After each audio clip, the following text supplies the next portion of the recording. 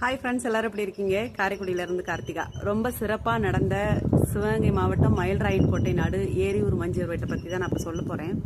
எல்லா ஊர்லேயுமே மஞ்சு விரட்டு நடக்கும். நிறைய மாடுகள் காணாமல் போயிடுச்சு, ஃப்ரெண்டுகள் சொல்லுங்கள், நண்பர்கள் சொல்லுங்கன்னு சொல்லிட்டு நிறைய வாட்ஸ்அப் குரூப் அமைச்சிருக்காங்க. அதில் ஏரியூர் முனிக்காலையோடைய வாட்ஸ்அப் குரூப்பும் ஒன்று இருக்குது.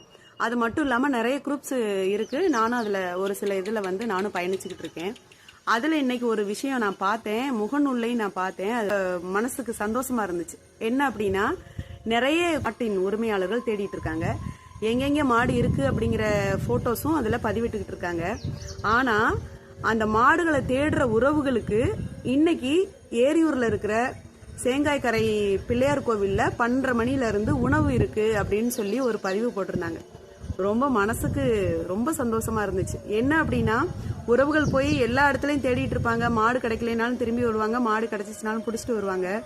ஆனா உணவு ஒன்று தயார் பண்ணி அந்த தேட போன நண்பர்களுக்கு கொடுக்குறோம் அப்படின்னு சொல்லி பதிவிட்டு இருந்தாங்க பார்த்தீங்களா?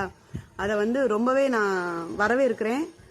மஞ்சு விரட்டு உறவுகள் எல்லாருமே இந்த மாதிரி ஒரு விஷயத்த நம்மளை சார்ந்தவங்க தேடி வர்றாங்க, அவங்களுக்கான விஷயம் நம்ம என்ன செய்ய முடியும் அப்படின்னு யோசிச்சா கண்டிப்பா இந்த உணவு இந்த மத்தியான வேளையில இந்த வெயில் நேரத்தில் அவங்களுக்கு கொடுக்கறது அப்படிங்கிறது ரொம்ப சிறப்பான விஷயம். ஏரியூர் இளைஞர்களுக்கும் நண்பர்களுக்கும் மஞ்சு விரட்டு உறவுகளுக்கும் என்னுடைய சிரம் தாழ்ந்த வணக்கத்தை நான் தெரிவிச்சுக்கிறேன் இதன் மூலமா.